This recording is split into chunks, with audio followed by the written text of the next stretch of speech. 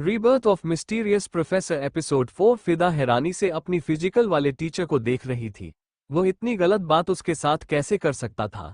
फिदा को तुरंत पता चल गया यह शायद कोई बहुत ही बड़ा पैसे वाला टीचर है, इसलिए आज तक इस कॉलेज में टिका हुआ है। नहीं तो ऐसे टीचर को तो लाठी मार मार के कॉलेज से निकाल देना चाहिए था।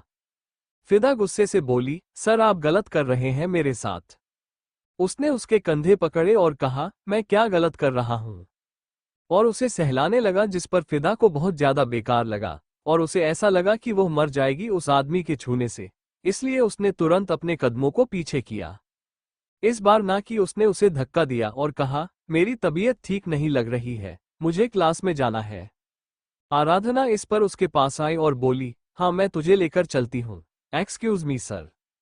और उसके बाद वह उसे लेकर क्लास की तरफ चली गई। लड़कियों ने गहरी सांस ली, क्योंकि वह सारी देख रही थी कि कैसे वो फिजिकल वाला टीचर उसे गलत तरीके से बार बार छू रहा था, उसके कंधों को सहला रहा था, और उन्हें बहुत गंदा लगा था। उन्होंने सोचा कि वह भी कुछ ऐसे ही करेंगे और जल्द से जल्द इस क्लास को खत्म करके जाएंगे, और उन्हें कुछ फैसला भी लेना था इस फिजिकल टीचर को लेकर। तभी एक लड़की ने धीरे से कहा, ये बेकार टीचर बहुत समय से यहाँ पर है, बाकी एक ही लड़कियों को कोई फर्क नहीं पड़ता क्या? दूसरी लड़की बोली, शायद वह भी डरती है जैसे हम डर रहे हैं। फिदा तो बचकर चली गई यहाँ से, हम कैसे जाएंगे? तीसरी लड़की बोली, चले जाएंगे, बस जैसा ये बोल रहा है करते रहो, बस इसे अपने करीब मत आने दो। उनसे अपना सर हिलाया और फिर फिजिकल की ट्रेनिंग वापस शुरू हो गई। अब उसने नॉर्मल ट्रेनिंग शुरू कर दी थी, बिकॉज जो सबसे खूबसूरत थी वह तो यहाँ से जा चुकी थी, जिसे उसे चुना था वह जा चुकी थी यहाँ से। और वह जब जा रही थी तो वह उसकी पीठ को और साथ के साथ उसकी हिप जो चलते हुए हल्की फुल्की हिल रही थी उसे पर गहरी निगाहों से देख रहा था। वो क्लास में जाकर बैठ गई और बोली, अजीब लग रहा है बहुत ज्यादा मुझे। आराधना ने कहा, तू पार्थ सर को सब बता देना, वो पक्का कुछ ना कुछ करेंगे। फिदा ने कहा, नहीं नहीं, मेरे पास कोई सबूत नहीं है कि उन्होंने मुझे गलत तरीके से छुआ है, सिर्फ मेरा एहसास है, और क्या पार्थ सर मेरा विश्वास करेंगे? आराधना ने कहा, जरूर करेंगे, अगर वो तुमसे सच में प्यार करते हैं तो जरूर करेंगे। मानती हूँ कि तेरी उनके साथ अरेंज मैरिज हो रही है, लेकिन थोड़ा तो विश्वास अपनी बीवी के ऊपर उन्हें रखना चाहिए ना। फिदा ने कहा, मैं पर्सनल लाइफ और कॉलेज लाइफ को अपनी स्टडी लाइफ को बिल्कुल भी साथ में जोड़ना नहीं चाहती हूँ, इसीलिए मैं नहीं बताऊंगी उन्हें। अगर दोबारा उन्होंने कुछ किया तो मैं कुछ सोचूंगी उन्हें बताने के बारे में, लेकिन मैं नहीं बताऊंगी। पहले मैं तो खुद से श्योर हो जाऊं कि यह सिर्फ मेरी खुद की अंदर से गलत फीलिंग थी, कि वह सामने से सच में गलत तरीके से मुझे छू रहे थे। आराधना ने कहा, तू बेवकूफ है, सबको दिख रहा था कि वह तुझे किस तरीके से छू रहे थे। तेरी थाइस पकड़ी थी उन्होंने और उसे सहला रहा था, और तू ऐसा कह रही है कि तुझे गलतफहमी हो रही है। तू सच में ना दुनिया की सबसे ज्यादा मूर्ख लड़की है। फिदा ने कहा, मैं मूर्ख नहीं हूं समझी, और मैं ना ही समझदार हूं, मैं मानती हूं, लेकिन ऐसे ही किसी पर बिना सबूत के तो इल्जाम नहीं लगा सकते ना। मुझे लगा उन्होंने गलत तरीके से छुए, मैंने कंप्लेंट कर दी और उन्होंने जाकर यह बोल दिया कि मैंने गलत तरीके से छुआ ही नहीं, और सामने से प्रिंसिपल सर ने मुझे ये कहा प्रूफ क्या है, तो मैं प्रूफ क्या लाकर दूंगी? प्रूफ भी तो चाहिए ना। आराधना इस पर खामोश हो गई, क्योंकि प्रूफ तो सच में चाहिए था। अगर उसने कंप्लेंट कर भी थी तो भी उसी का लॉस था। वो दोनों वहीं बैठे रहे और अगली क्लास पार्थ की थी। पार्थ की तबीयत अभी भी ठीक नहीं हुई थी। वह बड़ी मुश्किल से ये क्लास लेने के लिए आया था, और उसने ये डिसाइड कर लिया था कि इस क्लास के बाद में चला जाएगा घर। पर क्योंकि उसे ऐसा लग रहा था कि उसे डॉक्टर की नीड है, उसने अपनी तबीयत जानबूझकर खराब की थी ताकि वो फिदा का अटेंशन ले सके, लेकिन यहाँ उसने अपनी तबीयत कुछ ज्यादा ही खराब कर ली थी। वह देगी भी तो कितना ही अटेंशन देगी, और उसके साथ वो घर पर तो आकर नहीं रह सकती थी कि उसकी अच्छी बीवी होने के नाते वह ये सब करे। वो क्लासरूम में आ गया और फिदा उसे देखते रह गई। इस वक्त उसको फीवर था, और फीवर में उसकी वो बॉडी हॉट और भी ज्यादा हॉट लग रही थी। वो काफी अट्रैक्टिव लग रहा था। एक लड़की जो उनके पीछे बैठी हुई थी वो अपनी साथ वाली लड़की से बोली, यार पार्थ सर कितने ज्यादा हॉट एंड अट्रैक्टिव है ना, मन तो करता है उनके होठों को भी जाकर चूम लूं। इस पर फिदा ने एक पल के लिए घूमकर उसे देखा तो वह लड़की थोड़ा सा शर्माई और बोली, सॉरी, वो क्या है ना, वो बहुत ज्यादा हैंडसम है, तुम्हें भी लगता होगा ये सब। फिदा इस पर कुछ नहीं बोली और आगे की तरफ देखने लगी, और वो पार्थ को बस देखती रह गई। थोड़ी देर बाद अचानक से सारे स्टूडेंट वहां से गायब हो गए और पार्थ फिदा की तरफ आ गया। फिदा खड़ी हो गई और बोली, क्या हुआ, स्टूडेंट कहाँ चले गए? पार्थ ने उसकी कमर पर अपना हाथ रखा और उसे अपने करीब खींचा, जिस पर वह उसकी बाहों में बिल्कुल गिर गई। और पार्थ ने कहा, मैंने गायब कर दिया, सिर्फ हम दोनों के लिए। फिदा को समझ में नहीं आया तो वो बोली, मतलब मुझे समझ में नहीं आया। पार्थ ने उसके चेहरे को अपने एक हाथ में पकड़ा और उसके होठों की तरफ बढ़ते हुए बोला, हमारे प्राइवेट टाइम में किसी स्टूडेंट का आना गलत बात है ना, इसलिए। और उसने चुटकी बजाई। उसके बाद अचानक से दरवाजा भी बंद हो गया। फिदा उसे देखकर हैरान हो गई और बोली, आपको मैजिक आता है? पार्थ ने कहा, तुम्हारे इस ब्यूटीफुल ड्रीम में मुझे मैजिक भी आता है, और मैं तुम्हारी इस ब्यूटीफुल ड्रीम में किससे आगे भी बढ़ सकता हूँ। और उसके बाद उसने उसे इस डेस्क पर लेटा दिया और खुद उसके ऊपर आ गया और उसके होठों को अपने हाथों में दबाकर बंद कर दिया। और फिदा ने पार्थ के बालों में अपने हाथ फंसा लिया। वो दोनों एक दूसरे को पैशनेटली किस कर रहे थे। तभी पार्थ ने उसकी कुर्ती को उसकी बाजू से हल्का सा नीचे सरका दिया और उसके कॉलर बोन पर अपने होंठ रख और उसे किस करने लगा, जिस पर फिदा के मुंह से सिसकियां निकली, लेकिन पार्थ और भी ज्यादा फुर्ती से नीचे की तरफ आ रहा था और उसके सीने को अपने मुंह में लेकर उसे किस करने लगा। और फिदा वह बिल्कुल मदहोश हो गई और उसने पार्थ को बिल्कुल अपनी तरफ खींच लिया। तभी उसे पास की आवाज आए, कहाँ खोई हुई मिस फिदा शर्मा? वो बिल्कुल अपने सपने से बाहर आए और सामने देखने लगी तो एक डायग्राम पार्थ ने ब्लैक बोर्ड पर ड्रॉ कर दिया था। और उसने एक पल के लिए स्टूडेंट को देखा था तो उसने देखा था वो काफी मेस्मेराइजिंग वे में उसे ही देख रहे थे। फिदा खड़ी हो गई और बोली, कुछ नहीं सर। पार्थ ने कहा, इतने ध्यान से इस डायग्राम को देख रही हो, क्या मेरे साथ इस डायग्राम को प्रैक्टिस करना है? सारे स्टूडेंट बिल्कुल खामोश हो गए और हैरानी से पार्थ को देखने लगे। फिदा को डायग्राम नहीं दिख रहा था पूरा, बिकॉज पार्थ बिल्कुल डायग्राम के सामने था। फिदा को नहीं दिख रहा था, इसलिए उसने अपना सर हाँ में हिला दिया और सारे स्टूडेंट को उस पर हंसी भी आई और कुछ लड़कियों को गुस्सा भी। वो कैसे अजीबोगरीब बात कर रही थी। पार्थ ने कहा, आर यू श्योर? फिदा को समझ में नहीं आया तो आराधना ने उसकी कुर्ती खींची और कहा, तेरा दिमाग खराब हो गया है, तू क्या बोल रही है? फिदा ने कहा, क्या हो गया? आराधना ने कहा, तेरा ध्यान कहाँ है, ध्यान से डायग्राम देख। फिदा वापस ब्लैकबोर्ड की तरफ ध्यान दिया और पार्थ थोड़ा सा साइड हो गया और उसके बाद फिदा की आंखें बड़ी हो गई और गाल टमाटर की तरह लाल, क्योंकि वहां पर फीमेल और मेल का रिप्रोडक्टिव सिस्टम का डायग्राम बना हुआ था। और फिर पार्थ ने दोबारा कहा, प्रैक्टिस अभी भी करना है? फिदा ने अपना सरनामे हिलाया। पार्थ ने कहा, तो थोड़ी देर पहले क्यों बोल रही थी कि तुम्हें प्रैक्टिस करना है? मतलब तुम्हारा क्लास में ध्यान नहीं था और ना ही तुम्हें पता था कि ब्लैक बोर्ड पर कौन सा डायग्राम ड्रॉ हुआ है, तो सामने की तरफ देखो कौन सी दुनिया में खोई हुई थी। पार्थ की तबीयत बहुत खराब थी लेकिन फिर भी वो पढ़ रहा था और फिदा ये जानती थी, लेकिन इसमें भी उसे ये चीज याद रही कि उसे फिदा को डांटना जरूर है। एक दिन शायद उसका ऐसा नहीं जाएगा जिस दिन पार्थ डांटेगा नहीं। स्टूडेंट को लगा कि फिदा पार्थ की फेवरेट हो गई है। फिदा ने डांट के मामले में अपना सर झुक लिया। पार्थ ने कहा, can you draw it for me? फिदा और भी ज्यादा हैरान हो गई। वो मेल रिप्रोडक्टिव सिस्टम और फीमेल रिप्रोडक्टिव सिस्टम का डायग्राम उसे पूरी क्लास के सामने बनवा रहा था। अगर पेपर की बात होती तो अलग था, लेकिन वो ब्लैकबोर्ड की बात कर रहा था। फिदा को घबराहट होने लगी। उसको पहले ही ड्राइंग अच्छे से नहीं आती थी और दूसरी ब्लैक बोर्ड पर ऐसा डायग्राम बनवाने की बात कर रहा था जिसे देखकर ही सामने वाला शर्म से पानी पानी हो जाए। फिदा वही खड़ी रही तो पार्थ ने कहा, तुम खुद आओगी या फिर मैं अपने चरणों को तुम्हारे पास लेकर आऊंगा, तुम्हें पढ़कर यहाँ लेकर आऊं। फिदा अपने जगह से हट गई और धीरे धीरे अपने कदमों को उसकी तरफ बढ़ाने लगी और पार्थ ने वो पूरा का पूरा डायग्राम मिटा दिया और चौक उसे देते हुए बोला, ड्रॉ इट। और उसके बाद वो चेयर पर बैठ गया, क्योंकि उसको अचानक से फिर से चक्कर से आने लगे थे। और वो ब्लैकबोर्ड को देखा तो रहा था, लेकिन उसका बार बार ध्यान फिदा पर जा रहा था और धीरे धीरे उसे सब कुछ धुंधला धुंधला दिखने लगा था। फिदा ने कहा, बहुत गंदे हैं आप। पार्थ ने कहा, अभी देखा नहीं है, शादी के बाद देखना। फिदा ब्लैकबोर्ड पर चौक को बार बार टक टक करके बजाई जा रही थी, क्योंकि उसे नहीं पता था कि डायग्राम कैसे बनाना है और ऊपर से वह डायग्राम बनाने का उसका मूड भी नहीं था। इतना बढ़िया डायग्राम वह नहीं बना सकती थी। माना कि वह डायग्राम पढ़ाई का एक हिस्सा था, लेकिन उसे वह नहीं बनना था। वह बार बार बस चौक को बजाई जा रही थी।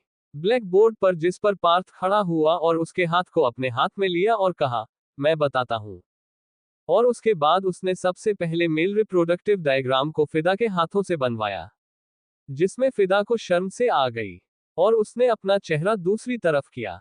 तो पार्थ ने कहा, जब अपने पति को देखोगे तो तब क्या करोगे? तब भी ऐसे अपनी नजर को दूसरी तरफ कर लोगी। पार्थ को बिल्कुल शर्म नहीं आई थी और उसने थोड़ा तेजी से कहा था, जिस पर हर किसी स्टूडेंट ने ये सुन लिया था। सबको हैरानी हुई थी कि पार्थ नेगी जैसा प्रोफेसर कभी ऐसी भी बातें कर सकता है। फिदा भी उसे हैरानी से देखने लगी। और फिर पार्थ ने कहा, फोकस। पार्थ ने उसके हाथों मेल रिप्रोडक्टिव का डायग्राम बनवा दिया और फिर फीमेल वाली पर आया। वो उसने आधा ही बनाया था, जो कि अभी समझने में थोड़ा सा मुश्किल था, क्योंकि उसने डायग्राम ही ऐसे डायरेक्शन से चुना था। तभी उसका सर अचानक से घूम गया। उसका हाथ फिदा के हाथ से छूट गया। फिदा हैरान हो गई और उसने मुड़कर पार्थ को देखा तो उसका सर चकरा रहा था। वह हैरान हो गई और पार्थ का सर अचानक से टेबल पर रखा गया और उसने दूसरा हाथ अपने सर पर रखा। स्टूडेंट भी हैरान हो गए और कुछ स्टूडेंट खड़े हो गए।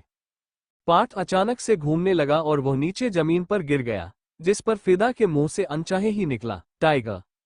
वो तुरंत नीचे बैठ गई और पार्थ का चेहरा अपनी गोद में लेते हुए बोली, सर उठिए। उसे समझ में नहीं आ रहा था कि पास ऐसे बेहोश कैसे हो गया। उसने उसका चेहरा छुआ तो पता चला कि अभी भी पार्थ की बॉडी खतरनाक बुखार से तप रही है। उसने गुस्से से कहा, जब बुखार था तो आए क्यों थे कॉलेज? समझ में नहीं आता है। उसके बाद उसने आराधना से कहा, तुम नक्श भैया को कॉल करो। इस वक्त फिदा बिल्कुल भूल गई थी कि वो कॉलेज में है, घर पर नहीं है, और वो बिल्कुल पार्थ के साथ ऐसे बिहेव कर रही थी जैसे कि वो उसकी सोलमेट हो। क्लास में सब हैरान थे। वो स्टूडेंट आगे आ गए थे और पार्थ को उठाने की कोशिश कर रहे थे। आराधना ने तुरंत अपने ससुराल कॉल कर दिया और नक्श को बता दिया। नक्श इस वक्त कंपनी में था, लेकिन जब उसे पता चला कि पार्थ अचानक से बेहोश हो गया है तो वह घबरा गया और उसने कहा, डोंट वरी आराधना, तुम फिदा को संभालो, वो पक्का रो रही होगी। उसने ये जैसे ही सुना उसने सामने देखा फिदा सच में रोने लगी थी। उसकी आंखों से आंसू आने लगे और वो बोली, मेरी वजह से हुआ ये सब कुछ, सिर्फ मेरी वजह से। आराधना ने अपना माथा पीट लिया और फिर बोली, आप प्लीज जल्दी से आ जाइए। उसके बाद वो फिदा के पास गई है, उसे संभालने लगी। नक्श जल्दी से कंपनी से चला गया कॉलेज जाने के लिए। पार्थ बेहोश हो गया था और फिदा की गोद में उसका सर था। वो रोने लगी थी और बोली, मेरी वजह से बार बार आपकी तबीयत खराब हो रही है। सारे स्टूडेंट ने जब ये सुना तो वो हैरान हो गए और एक ने पूछा, तुम्हारी वजह से कैसे सर की तबीयत खराब हो सकती है? आराधना ने इस पर बात को संभालते हुए कहा, मतलब ये कि फिदा बहुत परेशान करती है ना सर को, इसीलिए उसे ऐसा लग रहा है कि उसकी वजह से तबीयत खराब हो गई है। उसके बाद उसने फिदा से कहा, फिदा कुछ भी मत बोलो। और उसके बाद उसने आंखों से उसे कहा कि शांत रहे, कहीं वह अपने और पार्थ के रिश्ते के बारे में ना बता दे सबको। फिदा की आंखों से अभी भी आंसू आ रहे थे, वो रुकने का नाम नहीं ले रहे थे। दूसरी तरफ नक्श वो कंपनी से निकल गया था और अगले आधे घंटे में वो कॉलेज में था। वो फटाफट उस क्लास की तरफ गया जिस क्लास में इस वक्त पार्थ का लेक्चर लगता था। वो अंदर आया और पार्थ की तरफ आया। उसने फिदा को रोते हुए देखा और कहा, फिदा टेंशन मत लो, ये होश में आ जाएगा। उसके बाद उसने कुछ बॉयज के साथ मिलकर उसे उठाया और उसे उसके स्टाफ रूम की तरफ ले गया, लेकिन वो स्टाफ रूम में नहीं गए। स्टाफ रूम के बगल में एक रूम था, उसमें गए। फिदा उसको रूम देखकर हैरान हो गई, क्योंकि यह वही कमरा था जिस कमरे में वह नशे की हालत में पार्थ के साथ अंदर आई थी। उसे अंदर लेटाया गया और फिर थोड़ी देर में प्रिंसिपल भी वहां आ गए थे, क्योंकि नक्श ने बता दिया था और उन पर बहुत गुस्सा किया था। नक्श ने डॉक्टर को बुला लिया था।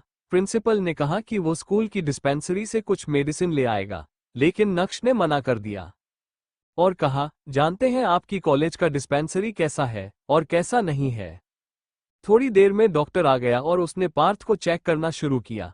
फिदा भी वही थी और कुछ स्टूडेंट्स भी वही थे, लेकिन जितना ज्यादा परेशान फिदा हो रही थी, शायद कोई नहीं हो रहा था। इतना परेशान कि वो सिर्फ एक तक पार्थ के बेहोश चेहरे को देख रही थी, जो कि पीला पड़ चुका था और अभी भी उसे ठंड लग रही थी। बेहोशी की हालत में भी डॉक्टर ने कहा, ज्यादा कुछ नहीं, शायद काम कर स्ट्रेस ले लिया उन्होंने, और शायद कल की बारिश में भीगे हैं। फीता ने इस पर कहा, हाँ भीगे हैं। सब इस पर फिदा को देखने लगे।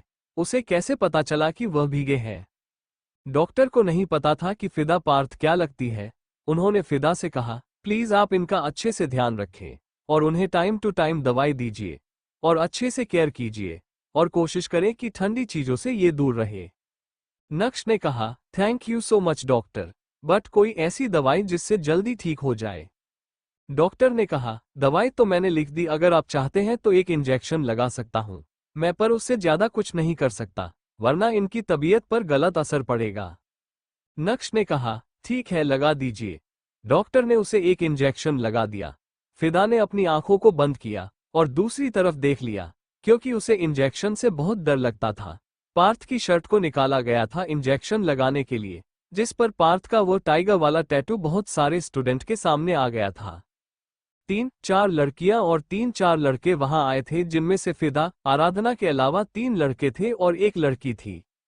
और वो लड़की उन दोनों से बोली, क्या मस्कुलर बॉडी है यार सर की, मैं तो फ्लैट हो गई, काश यह मुझसे प्यार करे।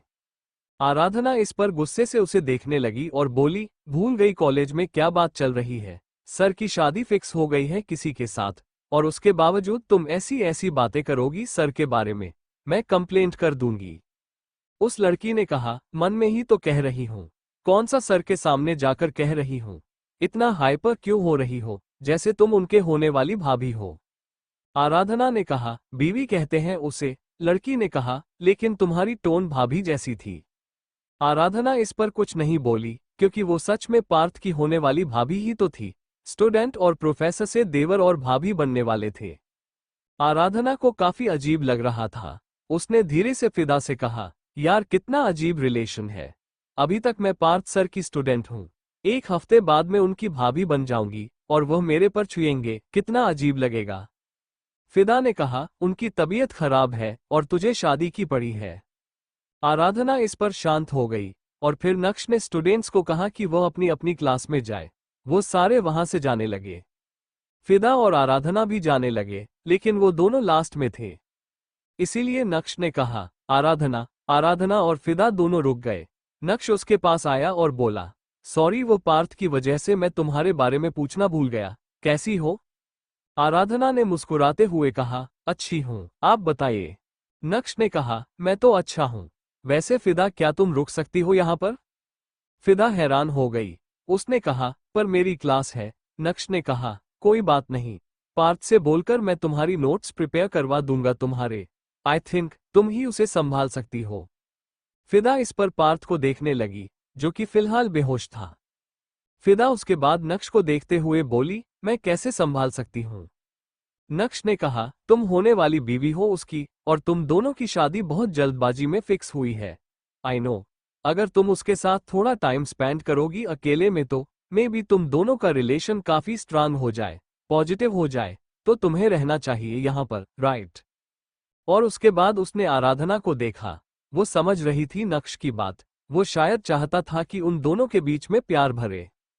इसलिए उसने कहा, हाँ नक्श बिल्कुल सही कह रहे हैं, तुझे यहाँ रुकना चाहिए, और तू ना एक काम कर, आज ना सर के घर चली जाना और वहीं रुक जाना। बाकी तो अपनी माँ को बोल देना कि तू अपने घर पर है। तेरी मम्मी तो वैसे भी कितनी ओपन माइंड है, उन्हें कुछ नहीं होगा। आई मीन, उन्हें कोई फर्क नहीं पड़ेगा। नक्श ने कहा, वेरी गुड, तो एक काम करते हैं, मैं एक मीटिंग करके फटाफट वापस आता हूँ। तुम तब तक यहाँ रुको, उसके बाद में तुम दोनों को अपने साथ अपने घर लेकर चला जाऊंगा। तुम अपने घर पर बात कर लो, या फिर आराधना तुम्हारे घर पर बात कर लेगी। आराधना ने कहा, मुझे इसमें कोई प्रॉब्लम नहीं है। फिदा ने कहा, लेकिन मुझे प्रॉब्लम है, मेरी मम्मी कहेगी कि शादी से पहले पति के साथ रुक कर क्या करेगी। आराधना ने कहा, तू चिंता मत कर, मैं उन्हें समझा दूंगी कि तू क्या कर रही है। मैं कह दूंगी कि पार्थ सर की तबीयत थोड़ी खराब हो गई और उन्हें फिलहाल अपनी होने वाली बीवी की जरूरत है, मतलब उनके पास रहना है। अच्छा लग रहा है अपनी बीवी के साथ, तो कुछ नहीं कहेंगे, मुझे पता है, मैं समझा दूंगी। फिदा इस पर कुछ बोलने लगी कि तभी आराधना ने उसे आंख दिखाकर चुप कर दिया, और फिर वह वहां से क्लास लेने चली गई, क्योंकि आराधना को आगे के नोट्स लेने थे। फिदा नहीं ले रही थी। लेकिन उसे क्लास लेनी पड़ी थी क्योंकि ताकि वो फिदा को आगे चलकर बता सके क्लास में क्या क्या हुआ है। नक्श ने कहा, ज्यादा वक्त नहीं लगेगा, 1 घंटा लगेगा। मैं यूं गया और यूं आया। फिदा ने अपना सर हमें हिला दिया और फिर नक्श गया और फिदा ने कमरे को अंदर से बंद कर दिया। पार्थ की शर्ट एक तरफ कुर्सी के ऊपर टांग रही थी और वो शर्टलेस लेटा हुआ था। डॉक्टर ने कहा था कि उसकी शर्ट को उतार द, उसे गर्मी लग रही है बहुत ज्यादा, तो अगर शर्ट उतार देगा तो शायद पसीना ज्यादा आएगा धूप की वजह से और बुखार भी पसीने में बह जाएगा। फिदा उसके पास आकर बैठ के और उसे देखकर वापस रोने लगी क्योंकि उसकी वजह से उसकी तबीयत खराब हुई थी। उसने पार्थ का हाथ अपने दोनों हाथों में लिया और कहा, मेरी वजह से आपकी तबीयत खराब हो गई, मेरी वजह से। अगर मैं आपको बारिश में भीगने के लिए नहीं कहती तो आपकी तबीयत भी खराब नहीं होती। सब कुछ मेरा फॉल्ट है। आप मुझे पनिशमेंट देना, जब आप उठ जाओगे तो आप जो पनिशमेंट दोगे मैं ले लूंगी। मम्मी कहती है कि अपने होने वाले पति को या फिर अपने पति को कभी भी परेशान नहीं करना चाहिए, लेकिन मैं कितना ज्यादा परेशान कर दिया आपको। I am not a good child and also I am not a good wife. वो थोड़ा सा बेड की तरफ झुक गई और उसके पास आकर बैठ गई। धीरे धीरे दवाई में अपना असर करना शुरू कर दिया था और पार्थ का बुखार पसीने में बह जा रहा था। उसका बुखार ठीक हो रहा था और उसकी तबीयत ठीक हो रही थी। फिलहाल पार्थ सुकून की नींद सो रहा था और उसके चेहरे पर जो सुकून था उसे देखकर फिदा को भी सुकून मिल रहा था। जब चेहरे से पसीना ज्यादा बहने लगा तो उसने अपना स्कार्फ निकाला और उसे उसके चेहरे को और उसके सीने को साफ किया जहां पर पसीना पसीना हो गया था। उसके बाद उसकी नजर वापस उसके टाइगर वाले टैटू पर गई। उसने उसे टच करते हुए कहा, यह बहुत अच्छा है। तभी उसे अपने सपने के बारे में याद आया, उसने टाइगर सर कहा था। उसमें खुद से कहा, मैंने टाइगर सर क्यों कहा था? क्या आप सच में पहाड़ से जंप लगाओगे? नहीं नहीं, मैं आपको पहाड़ से जंप नहीं लगाने दूंगी, बिल्कुल नहीं लगाने दूंगी। उसके बाद वह पार्थ के उसे टैटू के ऊपर झुक गई और उसे अपने होठों से छू दिया। लगभग 1 घंटे के बाद नक्श आया और फिर उन दोनों को कैसे तैसे लेकर चला गया। सबको हैरानी हुई कि फिदा को लेकर वह क्यों गया है, लेकिन किसी ने कोई सवाल नहीं उठाया और नक्श फिदा को लेकर अपने साथ चला गया।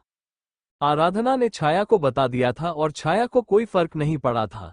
वो तो चाहती ही थी कि पार्थ और फिदा के बीच में करीबी बढ़े ताकि फिदा जब घर छोड़कर जाए तो उससे ज्यादा दुख ना हो। शाम के लगभग 5 बजे के आसपास गाड़ी घर के बाहर आकर रुकी और नक्श किसी तरीके से संभालकर पार्थ को गेट तक लाया और आगे विशाल जी ने उसकी मदद करी और फिर वो उसे लेकर उसे कमरे तक गए। फिदा ने आज पहली बार शायरी को वहां पर देखा। शायरी में उसे कहा, हाय कैसी हो फिदा? फिदा ने कहा, हम अच्छे हैं, पर आप कौन हैं?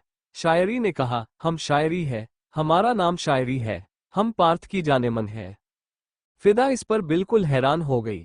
तभी रूबी जी ने कहा, बेटा अंदर आओ। वो अंदर की तरफ जाने लगी। शायरी ने कहा, मैं कुछ लेकर आती हूँ इसे। उसके बाद वो किचन की तरफ चली गई। पिता बस उसे देख रही थी। उसके दिमाग में एक शब्द चल रहा था, जानेमन। वो ऐसे कैसे खुद को पार्थ की जानेमन बोल सकती थी?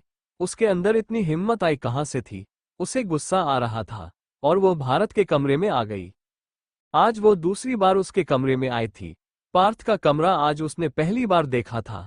बेड के ठीक ऊपर दीवार पर पार्थ की एक फोटो थी जिसमें पार्थ हॉफ नेकर था और रोड पर चल रहा था और अपने बाइसेप्स दिख रहा था और उसका टाइगर वाला टैटू भी साफ दिख रहा था जो कि और भी ज्यादा अट्रैक्टिव लग रहा था और वो फोटो ब्लैक एंड व्हाइट में थी।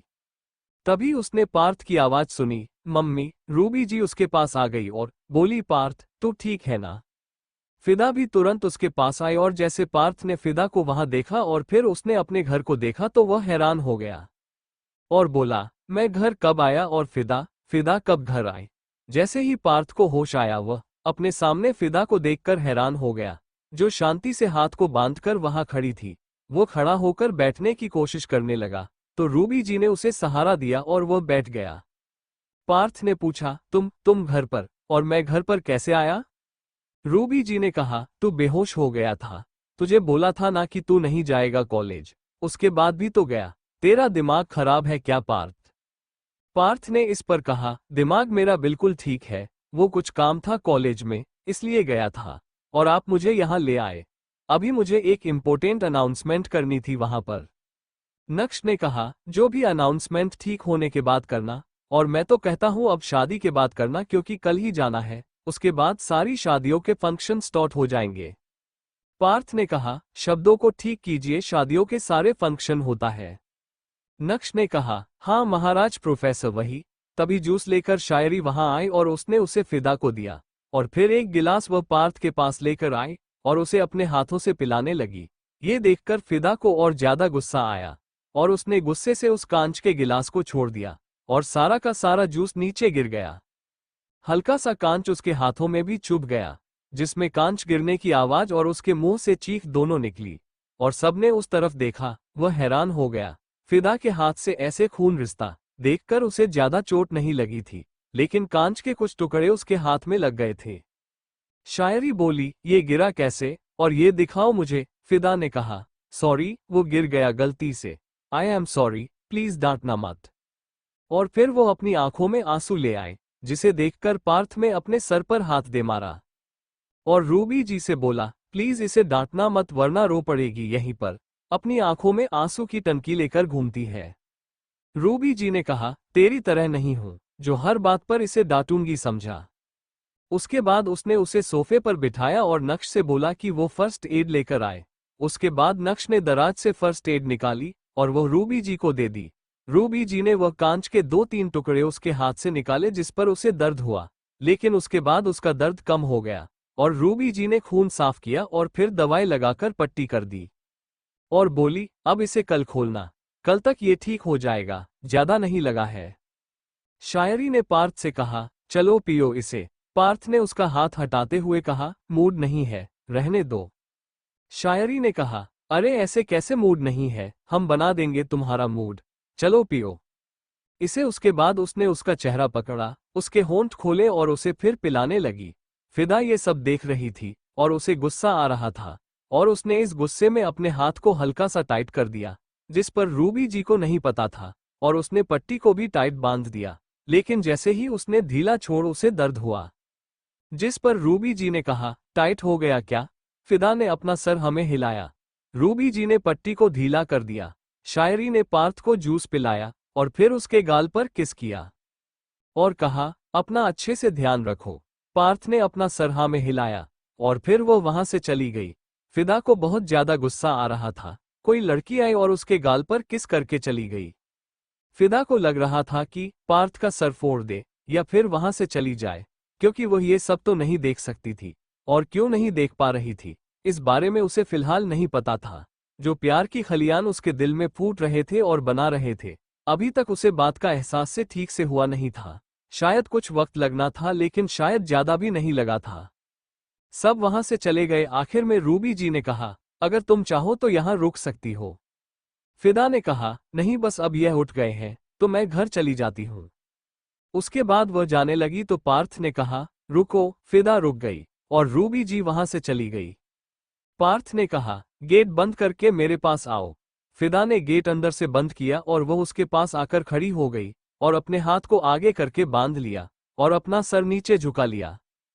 पार्थ ने कहा, कॉलेज में नहीं हो जो इस तरीके से सावधान में खड़ी हो गई हो। मेरे घर का रूम है, खुलकर खड़ी हो जाओ। फिदा ने इस पर अपने हाथों को पीछे कर लिया और खड़ी हो गई। पार्थ ने कहा, फिर वैसे ही खड़ी हो। तो फिदा ने इस पर कहा, तो क्या बंदर की तरह खड़े हो जाए? ऐसी तो खड़े होंगे ना, और कैसे खड़े होंगे? पार्थ ने कहा, आओ मेरे पास आकर बैठो। फिदा एक तरफ बेड पर आकर बैठ गई तो पार्थ ने कहा, मैंने कहा मेरे पास आकर बैठ जाओ। फिदा ने कहा, आप ही के पास तो बैठे हैं बेड पर, कहीं दूर समुद्र में जाकर थोड़ी बैठे हैं। पार्थ ने कहा, मेरे पास मतलब मेरे करीब आकर बैठो, मेरे साइड में। फिदा इस पर खड़ी हुई और दूसरी तरफ जाकर साइड में बैठ गई, और अभी भी अच्छा खासा फासला था उन दोनों के बीच। पार्थ ने कहा, साइड में मतलब थोड़ा पास मेरे एकदम करीब आकर बैठो, बिल्कुल इधर। उसके बाद उसने बेड के एक तरफ अपना हाथ दबा दिया, जिस पर फिदा ने अपनी जूतियां निकाली और ऊपर चढ़ गई और पार्थ की तरफ खिसक गई। पार्थ ने उसकी कमर में हाथ डाला और उसे अपनी गोद में बिठा लिया खींचकर। फिदा के हाथ उसके कंधे पर आ गए और वो बोली, मैं क्या आपको कोई टेडी बेयर नजर आती हूँ? हमेशा ऐसे खींचकर अपनी गोद में बिठा लेते हो। पार्थ ने कहा, अब इतनी हल्की हो तो ऐसी बैठाऊंगा ना, और कैसे बिठाऊंगा? अब इतनी आसानी से आ जाती हो गोद में। फिदा ने कहा, अच्छा। उसके बाद वो उसके गोद से उठ गई और नीचे बैठ गई और अपना सारा का सारा वजन उस बेड पर दे दिया और अपने हाथ को बंध लिया। पार्थ ने कहा, यह क्या था? फिदाब ने कहा, अब बिठाकर दिखाओ अपनी गोद में। पार्थ ने उसकी कमर पर हाथ रखा और वापस उसे खींचकर अपनी गोद में बिठा लिया। फिदा उसे हैरानी से देखने लगी और बोली, आपके अंदर क्या सुपरमैन की पावर है? मैं अपना पूरा वजन बेड पर डालकर बैठी हुई थी, फिर भी आपने मुझे उठा लिया। पार्थ ने कहा, अब इतनी हल्की फुल्की लड़की कितना भी वजन डाल दे, उसे तो उठाकर बिठा ही लूंगा ना। तुम्हारा वजन बेड पर डालने से क्या तुम्हारे अंदर बेड का वजन आ जाएगा? नहीं ना, वजन तो तुम्हारा उतना ही रहेगा। मैथ्स पढ़ो। और उसके बाद उसके कान के पास आया और कहा, और आज का डायग्राम मेरे साथ प्रैक्टिकल करो। ये सुनकर फिदा के कान लाल हो गए क्योंकि उसने बिना कुछ सोचे समझे हाँ कर दिया था। लेकिन जब उसने उस male and female reproductive system पर ध्यान दिया था तो उसे बहुत ज्यादा शर्म आई थी और फिलहाल भी उसके कान और बिल्कुल लाल हो गए थे। पथ ने उसके गाल को अपने होठों से छुआ। इस फिदा ने अपनी आंखों को बंद किया और उसे एहसास को जीने लगी। तभी उसे याद आया कि कुछ देर पहले शायरी ने भी इसी तरीके से पार्थ को टच किया था। इसीलिए उसने तुरंत पार्थ को छोड़ा और कहा, बिल्कुल भी नहीं, मुझे आपके पास नहीं आना। उसके बाद वो खड़ी होने लगी तो पार्थ ने उसे अपनी तरफ खींचा और इसी झड़प में पार्थ उसके ऊपर आ गया और फिदा उसके नीचे आ गई। पार्थ ने उसे कहा, अब कहाँ जाओगे? फिदा ने कहा, कहीं भी जाएंगे लेकिन आपके पास नहीं आएंगे। उसके बाद उसने अपना चेहरा दूसरी तरफ कर लिया।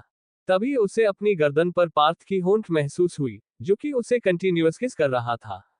जिस पर फिदा ने अपनी आंखों को कसकर बंद किया और फिर उसके एहसासों में खो गई। उसने अपने हाथों को उसके गले में फंसाया और उसे हसरत भरी निगाहों से देखने लगी।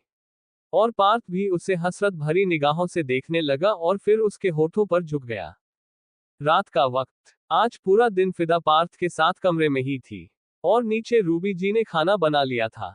अब बारी थी तो उन दोनों को खाने के लिए बुलाने की। रूबी जी ने कहा, मैं उसे लेकर आती हूँ और फिर उसे कमरा भी देना है।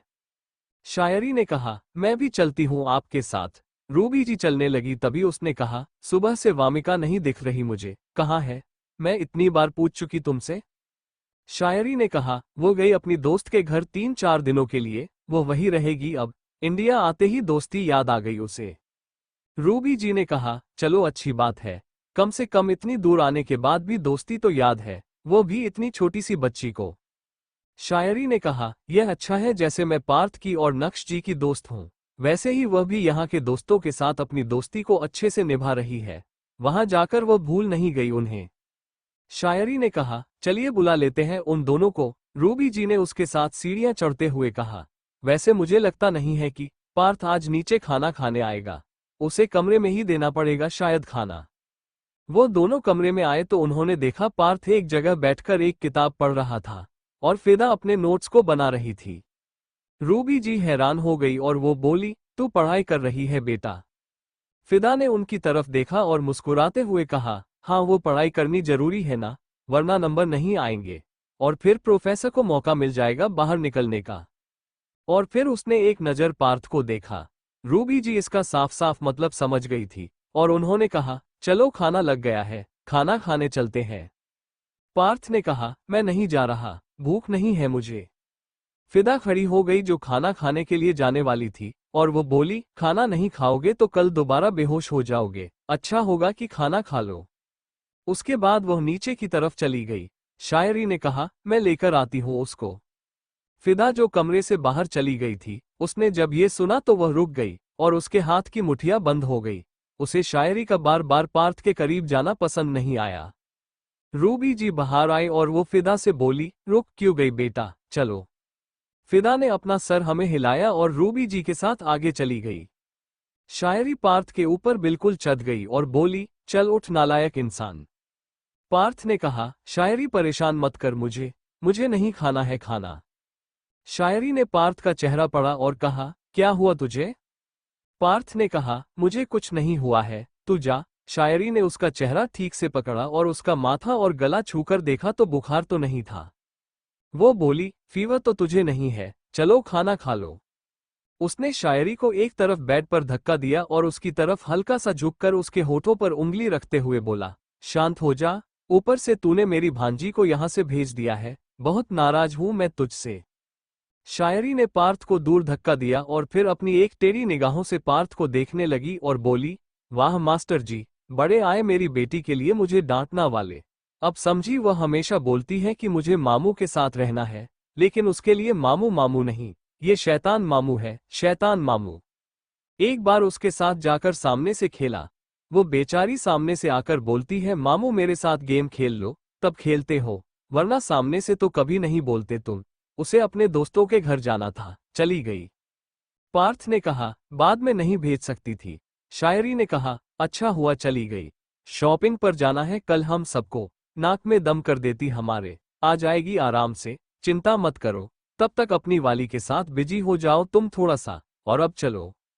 उसके बाद उसने उसका हाथ पकड़ा और उसे खींचकर कमरे से बाहर लेकर आए। जब वो सीढ़ियों से नीचे उतर रही है तो फिदा ने खाना खाते हुए उन दोनों को देखा। पार्थ का हाथ कसकर शायरी ने पकड़ा हुआ था और अब तक फिदा का जेलस लेवल हाई लेवल पर पहुंच चुका था। उसने कसकर कटोरी को पकड़ा और उसे लगभग तोड़ने को हुई, तभी नक्श ने देखा और कहा, क्या हुआ तुम्हें? फिदा ने नक्श की आवाज पर कटोरी को छोड़ दिया और बोली, कुछ भी नहीं। उसके बाद वह खाने लगी शांति से। शायरी पार्थ को लेकर आई। पार्थ का मूड नहीं था, इसलिए उसने अपने हाथों से उसे खिलाना शुरू किया और पार्थ ने अपना मुंह खोलकर उसके हाथों से खाना शुरू किया। फिदा को बहुत ज्यादा गुस्सा आ रहा था। उसने अपना खाना अधूरा छोड़ दिया और कहा, भूख नहीं है।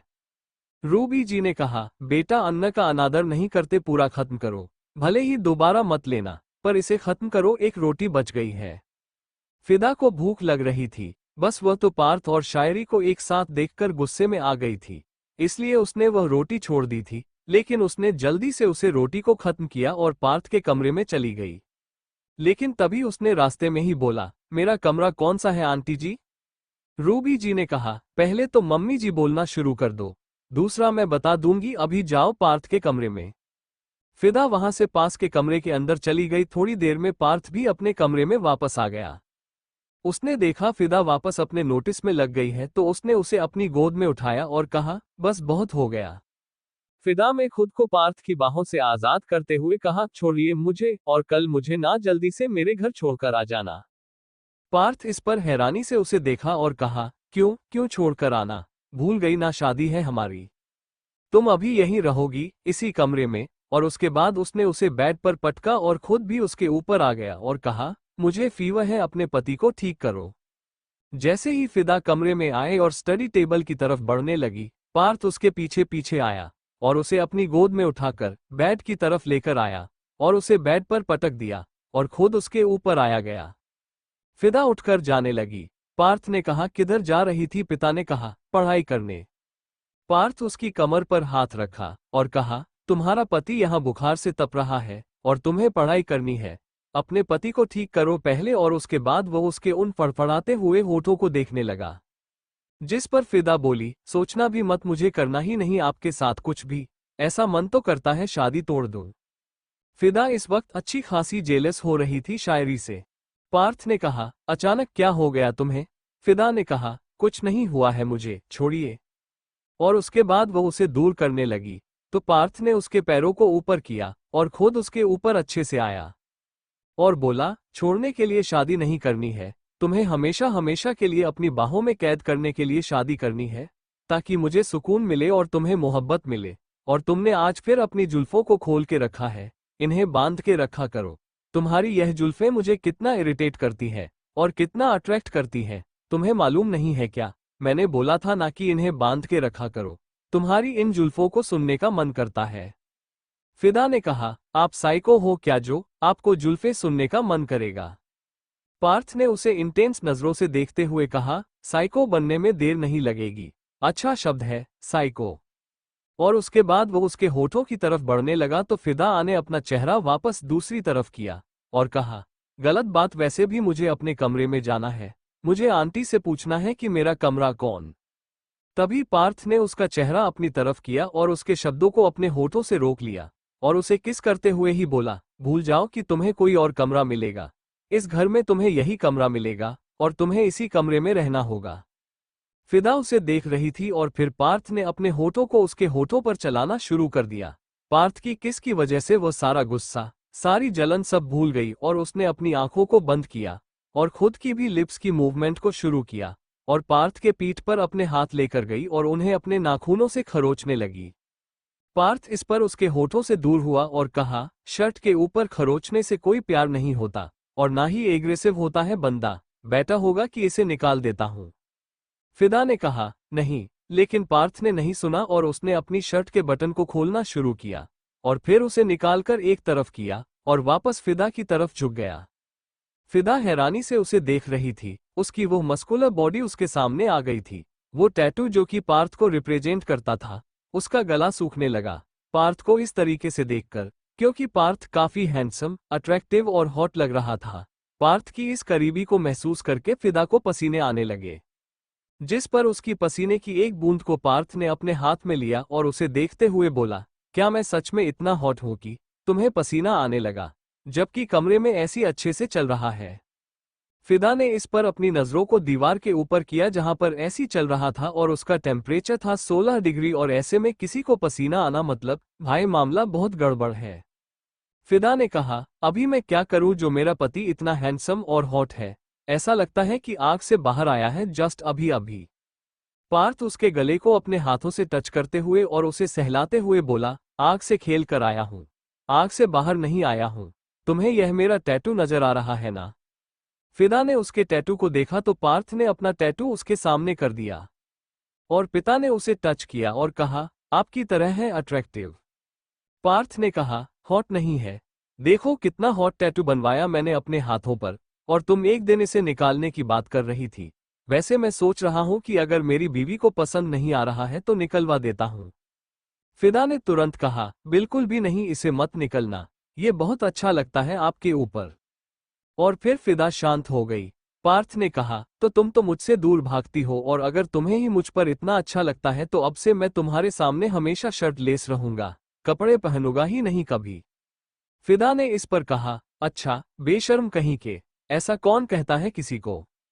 पार्थ ने कहा, एक पति अपनी बीवी से कह सकता है, और मैं कह रहा हूं। फिदा ने कहा, हम आपकी बीवी बने नहीं हैं अभी तक। पार्थ ने कहा, दिन ही कितने रह गए हैं बीवी बनने के लिए, वैसे तुमने मुझे कुछ कहा था जब मैं बेहोश हो रहा था। फिदा को नहीं याद आया तो उसने कहा, हमने क्या कहा था? पार्थ ने कहा, टाइगर सर, याद करो तुमने मुझे टाइगर सर बुलाया था और तुमने नशे की हालत में भी मुझे कहा था कि तुम मुझे टाइगर सर बुलाओगी। तो किस दिन का वेट कर रही हो शादी का? पर मैं नहीं चाहता कि मैं शादी का वेट करूं, शो कॉल मी टाइगर सर। फिदा ने कहा, नहीं, हम पार्थ सर ही बुलाएंगे। पार्थ ने कहा, पर मुझे ये बिल्कुल अच्छा नहीं लगता, इसलिए तुम मुझे टाइगर सर ही बुलाओगी।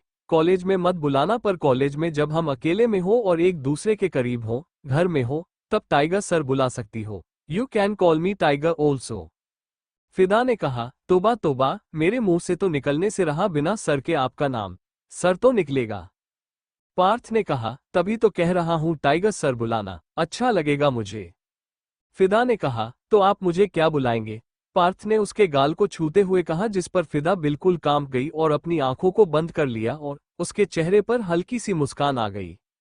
इतना यूनिक और अच्छा नाम दिया है भगवान और तुम्हारे माता पिता ने तुम्हें, फिदा, और कोई भूल ही नहीं सकता। वैसे मैंने देखा है बहुत सारे लोग अपनी गर्लफ्रेंड को, फेयोसे को, अपनी वाइफ को नाम देते हैं, जैसे कि बेबी डॉल, बाबी गर्ल, पता नहीं क्या क्या, पर मैं नहीं दूंगा क्योंकि मुझे तुम्हारा ये नाम बहुत अच्छा लगता है फिदा, और इसी फिदा पर फिदा हुआ हूं मैं। तो इतने प्यारे नाम को बिगाड़ कर मैं कुछ और क्यों बोलूं? नहीं बोलना, और कहानियों में होंगे, इस कहानी में लड़की का नाम सिर्फ फिदा होगा, उसे कोई पेट नाम नहीं दिया जाएगा। फिदा को धीरे धीरे शर्म आ रही थी और पार्थ उसने अपने होठों को उसके कॉलर बोन पर रख दिया जो कि उसकी कुर्ती से बाहर की तरफ हल्का हल्का झांक रहे थे। यही नीचे आज फिर से आइसक्रीम खाने का प्लान बना था, लेकिन इस बार यह प्लान शायरी ने बनाया था। उसने सोचा कि वो फिदा को लेकर जाएंगे और कोई अच्छी सी आइसक्रीम खाएंगे और फिर वापस आकर सो जाएंगे शांति से। शायरी ने कहा कि मैं लेकर आती हूँ दोनों को, उसके बाद ऊपर की तरफ चल पड़ी। और यहाँ पार्थ लगभग फिदा को खाने पर दौड़ पड़ा था और यहाँ पर शायरी उसके कमरे की तरफ आ गई थी, लेकिन जैसे ही उसने अंदर का नजारा देखा उसमें शर्म से अपनी आंखों को बंद किया, उन पर हाथ रखा। और दूसरी तरफ हो गई और धीरे से बोली, शर्म नाम की चीज तो इस पार्थ नेगी के अंदर बचपन से ही नहीं है। यह नहीं कि दरवाजा बंद कर ले। उसके बाद उसने हल्के से अपना हाथ बढ़ाया और दरवाजे को खुद से बंद किया और वहां से नीचे की तरफ आ गई। जब रूबी जी ने उसे अकेले देखा तो उन्होंने पूछा, अकेली क्यों आए हो? पार्थ और फिदा कहाँ है? शायरी ने कहा, बिजी है दोनों। रूबी जी ने कहा, बिजी है और उन्हें फ्री करने के लिए तो हम लेकर जा रहे थे। मैं बुलाने जाती हूँ उन्हें। शायरी ने उन्हें तुरंत पकड़ लिया और कहा, अरे नहीं नहीं, आप जानती नहीं है कि वह कौन सा बिजी है। रूबी जी ने कहा, कौन सा बिजी है? शायरी ने कहा, वह वाला। शायरी की बात सुनकर रूबी जी ने कहा, कौन से वाला? नक्श तुरंत समझ गया और कहा, उनके लिए हम ले आएंगे, हम चलकर खाते हैं। चलिए पापा। उसके बाद वो चारों वहां से चले गए और रूबी जी को रास्ते में समझ आया कि एग्जैक्टली शायरी के कहने का मतलब क्या था और उसके गाल टमाटर की तरह लाल हो गए और कहा, मेरा लड़का बेशर्म नहीं है, अव्वल दर्जे का बेशर्म है। समझ में नहीं आता है कि कौन है मेरा असली बेटा, जो कॉलेज में पढ़ाता है वह, या जो घर में रहता है। वो कॉलेज में एकदम स्ट्रिक्ट है और यहाँ बिल्कुल बेशर्म, बिल्कुल आवारा। लोग आवारगी घर के बाहर करते हैं, ये घर के अंदर करता है। आइटम पैदा हुआ है मेरे घर पर, आइटम। शायरी को हंसी आ गई और उसने कहा, कोई बात नहीं, सुधार देगी उसकी वाली उसे। रूबी जी ने कहा, कोशिश तो है कि सुधार दे, कभी पता चला शादी वाले दिन मुझे खबर दे। माँ अब दादी बनने वाली हो, उसका कोई भरोसा नहीं है। शायरी ने कहा, इतना भी आगे नहीं बढ़ेगा, मुझे पता है, और अगर बढ़ भी गया तो क्या ही हो जाएगा। वैसे भी उसी के साथ तो शादी कर रहा है, और आजकल की दुनिया बहुत ज्यादा फॉरवर्ड है। आजकल तो लिविंग रिलेशनशिप में रहते हैं, बच्चे भी पैदा कर लेते हैं, बच्चे बड़े बड़े हो जाते तब जाकर शादी करते हैं। नक्श जो ड्राइव कर रहा था वो बोला, इंडिया नहीं है इतना फास्ट फॉरवर्ड, तुम्हारा दुबई होगा इतना फास्ट फॉरवर्ड। बड़ी आई हमारे इंडिया को बदनाम करने वाली। शायरी में इस पर उसकी नकल उतारी और फिर वो सारे के सारे आइसक्रीम पार्लर की तरफ चले गए। जब वो सारे आइसक्रीम खाकर घर आए तो उन्होंने फिदा और पार्थ की आइसक्रीम रेफ्रिजरेटर में रख दी ताकि वो अगले दिन खा सके, क्योंकि रात ज्यादा हो गई थी और अब तक वो दोनों शायद सो गए थे। लेकिन वो गलत सोच रहे थे। पार्थ अभी भी फिदा के साथ अपना प्यार बनाने में बिजी था। उसने फिदा को छोड़ा नहीं था, कभी उसके होठों को तो कभी उसके कॉलर बोन को किस ही कर रहा था वह, और इससे आगे वो बढ़ नहीं रहा था, क्योंकि उसे पता था कि इससे आगे बढ़ने का फिलहाल उसे हक नहीं है। उसका बुखार पूरी तरीके से जा चुका था और फिदा वो उसमें बिल्कुल मदहोश हो चुकी थी, और कब उसकी बाहों में लुक कर सो गई उसे पता भी नहीं चला। पार्थ ने उसे कसकर अपनी बाहों में पकड़ा और उसे देखते हुए कहा, आज की चांदनी बाहर लाई है, तुझे मेरी बाहों में कैद करके लाई है। यूं ही रहना हमेशा मेरी बाहों के दरमियान, तुझे खोने से डर लगता है, कभी छोड़कर ना जाना, वरना मरने पर भी डर नहीं लगता है। और उसके बाद उसने उसके माथे को चूम लिया और उसे अपने करीब खींचकर बाहों में आराम से भर लिया और वह दोनों सो गए। सुबह का वक्त फिदा हमेशा की तरह सो रही थी और पार्थ उठ गया था और तैयार हो गया था कॉलेज के लिए। आज उसका जाना जरूरी था क्योंकि कल से शादी की सारी तैयारियां शुरू होने वाली थी। आज उन सबको शॉपिंग के लिए भी जाना था और अगले दिन उन दोनों की एंगेजमेंट थी। उसने तैयार होते हुए आईने से फिदा को देखा, जो की पर हाथ को फैलाकर आराम से उस बिस्तर को पूरा घिरे हुए सो रही थी और उसका एक हाथ तो बेड से नीचे लटक रहा था और उड़ने वाली चादर भी आधे से ज्यादा नीचे गिरी हुई थी। उसे हंसी आ रही थी अपनी होने वाली बीवी पर, वो इस तरीके से सोती है, उसे आज पहली बार पता चला। वो मुड़ गया और उसे देखते हुए बोला, लगता है अपना डेरा कहीं और बसना पड़ेगा, वरना ये तो हमें सोने देने से रही। पर ऐसे कैसे हम आपकी बाहों को छोड़ दे, इतनी मुश्किल से हमें आपकी बाहें मिली है और आप हमें ऐसे तड़पाएंगे, ऐसा तो हम होने देने से रहे। उसके बाद वो उसके पास गया और बैठ गया और प्यार से उसके सर को सहलाते हुए बोला, फिदा उठो, कॉलेज जाना है। तभी उसे याद आया कि फिदा के कपड़े तो यहाँ है ही नहीं, तो पहन कर क्या जाएगी। तभी कमरे में रूबी जी आई और बोली, ओ अपनी बीवी को उठा रहा है। पार्थ ने कहा, क्या करे, कुंभकर्ण बीवी मिली है। रूबी जी ने इस पर कहा, खबरदार, जो इसे कुंभकर्ण कहा तो उसकी ब्यूटी स्लिप है, क्यों खराब करनी, सोने दे उसे। और यह मैं इसके लिए कुछ कपड़े लेकर आई हूं, इसे पहन देना। उसके बाद वो वहां से चली गई। पार्थ ने देखा तो पिंक कलर का अनारकली सूट था जिस पर दुपट्टा था, काफी सुंदर था वो सूट।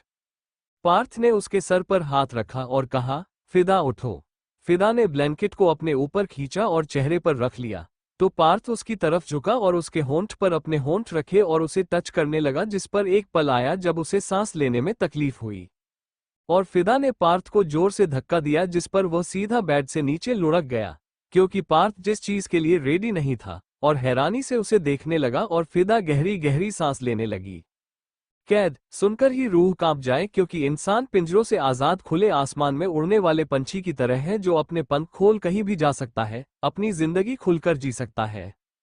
लेकिन यहाँ कैद मतलब है दिल को मिलने वाला 1000 गुना सुकून, वो सुकून जो पनखुड़ी अवस्थी की जिंदगी में शायद नहीं था, जबकि वो खुलकर जिंदगी जीती थी। पनखुड़ी अवस्थी अनाथ आलिया में पली बड़ी, पर उस लड़के ने जैसी उसकी आजादी छीन ली, उसे वो खुला आसमां घुटन देने लगा। उसे उस लड़के के कैद में जाना था, और आक्रोश सिंह रायवंश के आने से जैसे जिंदगी तो बदली, लेकिन मिला दिल का सुकून। खुशी खुशी हुई पनखुड़ी आक्रोश की बाहों में कैद, लेकिन क्यों? फिदा ने अनजाने में पार्थ को नीचे गिरा दिया था और पार्थ हैरानी से उसे देख रहा था। और फिदा ने कहा, दिमाग खराब हो गया है क्या आपका? ऐसी कौन करता है? अगर मैं मर जाती तो शादी किस करते? पार्थ ने इस पर खड़े होते हुए कहा, तुम्हारे साथ ही करता। और तुम मरती क्यों?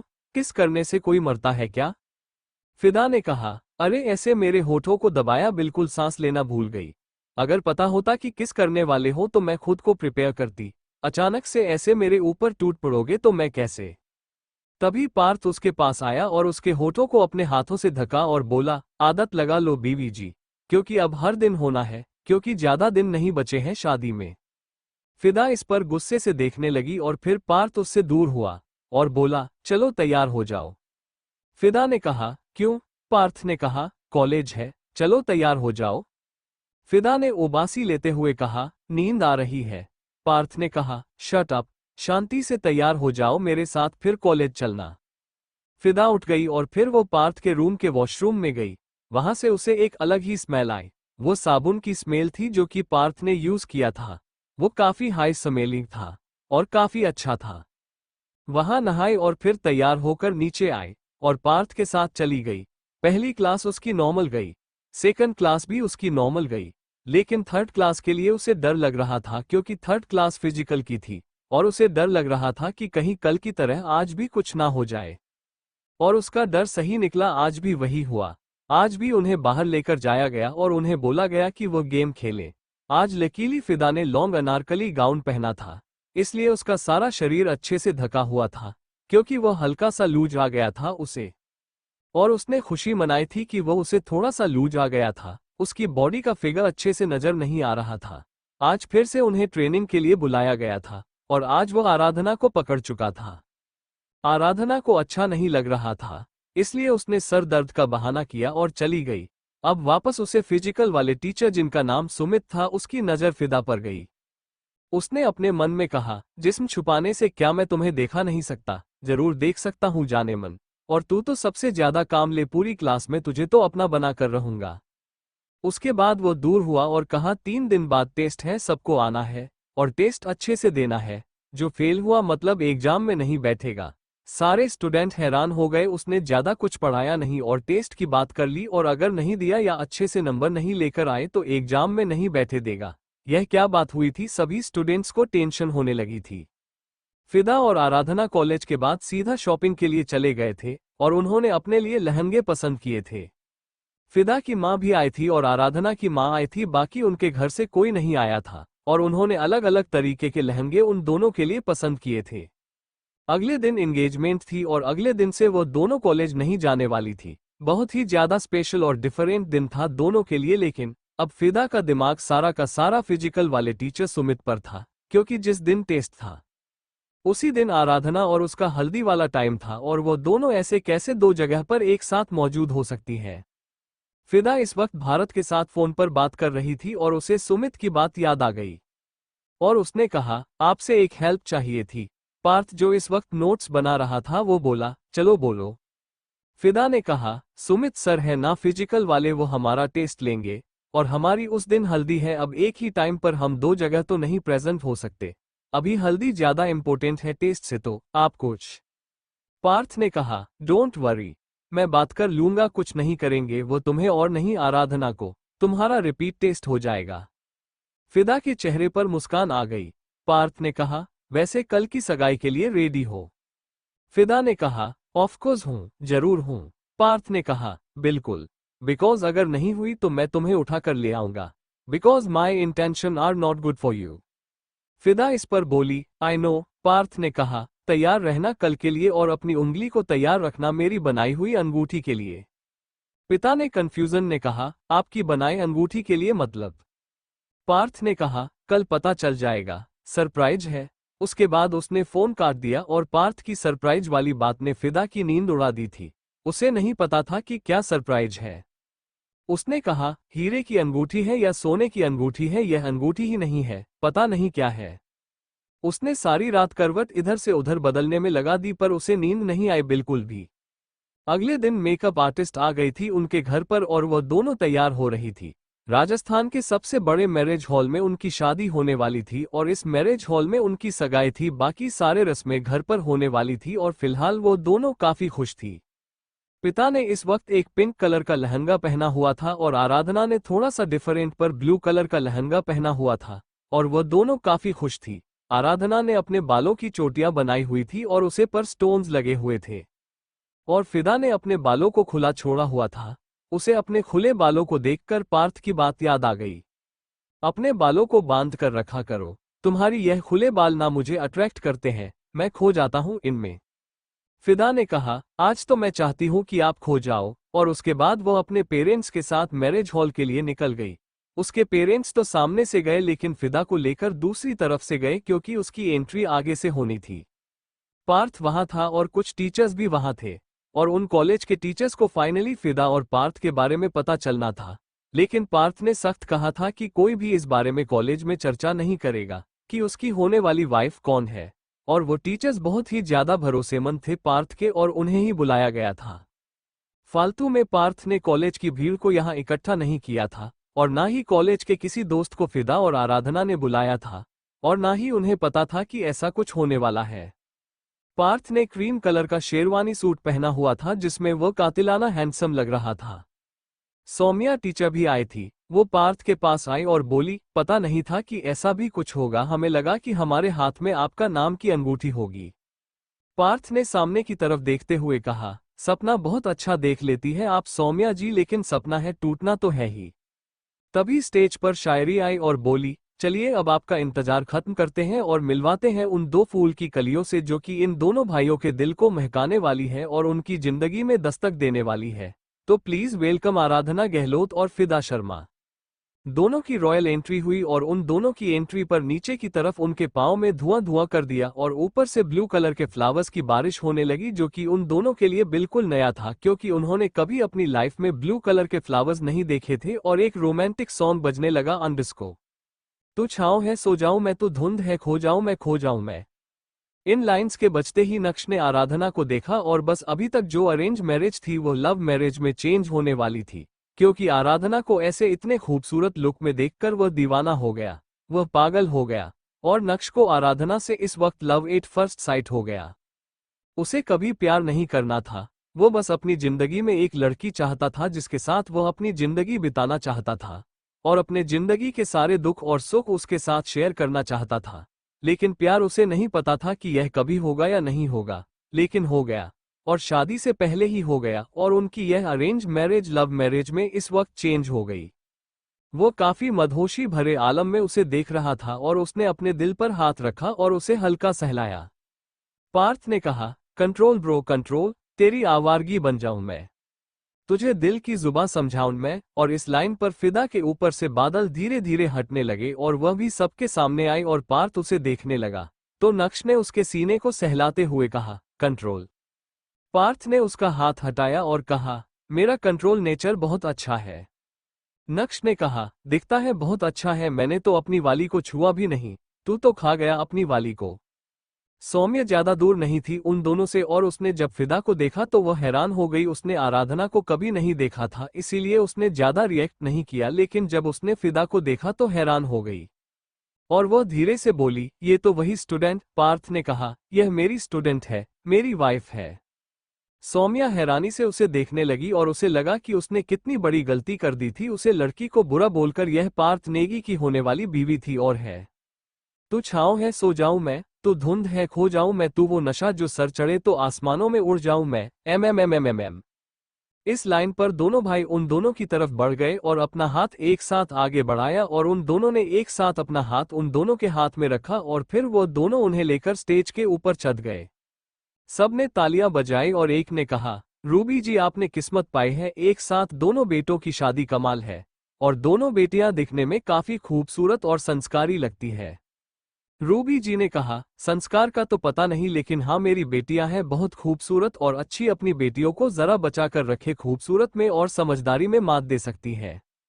तेरा ये इश्क मेरा फितूर, तू जो भी कहे बन जाऊं मैं, छाया है यूं तेरा सुरूर। जिस रंग कहे रंग जाऊं मैं, तेरे नशे में हूं मैं चूर। जिस जोग कहे रम जाऊं मैं, तेरा ये इश्क मेरा फितूर, तू जो भी कहे बन जाऊं मैं, बन जाऊं मैं। फिदा ने इस लाइन पर पार्थ को देखा और पैर्थ में उसे अपनी तरफ किया और उसके माथे को प्यार से चूम लिया। और फिदा के चेहरे पर मुस्कान आ गई। उसके लिए आज भी यह मैरिज अरेंज मैरिज थी। उसे पूरी तरीके से अभी भी प्यार नहीं हुआ था, लेकिन शायद वो पल दूर नहीं था जब प्यार होने वाला था। उसे अट्रैक्शन हो चुकी थी। पार्थ से उसे क्रश हो गया था उस पर। और पार्थ सब जानता था और उसे यकीन था कि पार्थ मंडप से नहीं उठेगा, उसे प्यार हो जाएगा। और पार्थ को भी यकीन था कि शादी से पहले उसे प्यार हो जाएगा, क्योंकि पार्थ आज भी अपने उस बात पर अमल था, अगर उसे शादी से पहले प्यार नहीं हुआ तो वह मंडप पर नहीं आएगा। ये इश्क की बारिश हुई, मुझको तेरी ख्वाहिश हुई, लगता है आज की बेपनाह मोहब्बत की एक नुमाइश हुई। नक्श ने भी पार्थ की तरह आराधना के माथे पर प्यार से चूम लिया और फिर उसके सर को आराम से सहलाया और सबके सामने हाथ जोड़ लिए। उन दोनों को सीट पर बिठाया गया और पार्थ और फिदा भी एक जगह कर बैठ गए। सारे भी अपने चेयर्स पर आकर बैठ गए और उन दोनों को देखने लगे। ये इश्क की बारिश हुई, मुझको तेरी ख्वाहिश हुई, लगता है आज की बेपनाह मोहब्बत की एक नुमाइश हुई। ये इश्क की बारिश हुई, मुझको तेरी ख्वाहिश हुई, लगता है आज की बेपनाह मोहब्बत की एक नुमाइश हुई। पंडित जी ने थोड़ी सी आरती करी और उसके बाद दोनों जोड़ों को अंगूठियां दे दी और कहा, पहले लड़के लड़कियों को अंगूठी पहनाएंगे और फिर लड़कियां लड़कों को अंगूठी पहनाएंगे। पार्थ ने अपनी अंगूठी निकाली और फिदा वो अंगूठी को देखकर हैरान हो गई, क्योंकि वह कोई मामूली अंगूठी नहीं थी बल्कि एक डिफरेंट हीरे की अंगूठी थी। फिदा ने ध्यान से उसे अंगूठी को देख लिया था। उसके अंदर फिदा की एक तस्वीर थी जो कि ध्यान से देखने पर ही मिलती थी और ऐसी अंगूठी स्पेशल ऑर्डर पर बनवाई जाती थी और इतनी जल्दी पार्थ ने ये बनवा दिया, मतलब उसने पैसे ज्यादा दिए थे। और उसकी आंखें नम हो गई थी अंगूठी को देखकर। उसने अपने हाथों को आगे किया, उसकी उंगलियां कांप रही थी। पार्थ ने जैसे ही उसे थामा उसकी उंगली नॉर्मल हो गई और फिर पार्थ ने उसे पहना दिया। नक्श कोई स्पेशल अंगूठी नहीं लेकर आया था, लेकिन वह भी अंगूठी लेकर आया था और वही आराधना के लिए काफी थी। उसने मुस्कुराकर अपना हाथ आगे किया और नक्श ने उसके हाथ में भी अंगूठी पहना दी और सबने तालियां बजाई और उन पर फूलों की बरसात की। और इसी तरीके से दोनों लड़कियों ने भी अपने पार्टनर के हाथों में अंगूठी पहनाई। सब खुश हो गई और सबने तालियां बजाई। चारों ने एक दूसरे को अंगूठी पहना दी थी और वो बहुत खुश थे। सबके चेहरे पर मुस्कान नजर आ रही थी, लेकिन सौम्या के चेहरे पर मुस्कान बिल्कुल नजर नहीं आ रही थी। उसे ऐसा लग रहा था कि यह क्यों हुआ, उसे फिदा की जगह होना था, क्योंकि वो पार्थ को अपना दिल दिमाग जान सब दे चुकी थी। वो पार्थ से प्यार करती थी और कब करने लगी थी, जब से उसने ज्वाइनिंग की थी और उसने पार्थ को देखा था। उसका इंटरव्यू पार्थ ने लिया था और काफी मुस्कुराते हुए लिया था, क्योंकि सौम्या बहुत ही ज्यादा डेडिकेटेड थी अपनी प्रोफेशन को लेकर और पास को ये चीज पसंद आई थी ना कि उसे सौम्या पसंद आई थी। लेकिन सौम्या को उसकी खूबसूरती देखकर ये लगा था कि उसे सौम्या के प्रोफेशन से ज्यादा सौम्या पसंद आई थी और उसी दिन से सौम्या ने खुद को पार्थ का बना लिया था। स्टेज पर अभी भी शायरी थी और उसने कहा, एंगेजमेंट तो हो गई लेकिन ये थोड़ी फीकी फीकी सी नहीं है, मतलब आई थिंक एक और सॉन्ग हो जाए, एक एक कपल के लिए, और एक कपल के लिए तो कैसा लगेगा, बहुत अच्छा लगेगा, राइट। तो पहले हम बड़े भैया से शुरू करेंगे, नक्श अपनी वाली को लेकर आ जाए जरा। नक्श उठा और उसने अपना हाथ आगे बढ़ा दिया। आराधना ने उसके हाथ में अपना हाथ दे दिया और फिर वो स्टेज से उतरकर सेंटर में आ गए।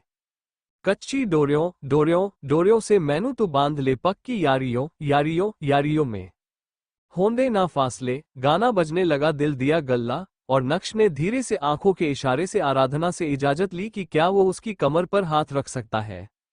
आराधना ने अपनी आंखों को नीचे किया और अपना सर हम ही मिला दिया और नक्श ने धीरे धीरे अपना हाथ आगे बढ़कर उसकी कमर पर रखा और दोनों ने डांस करना शुरू किया।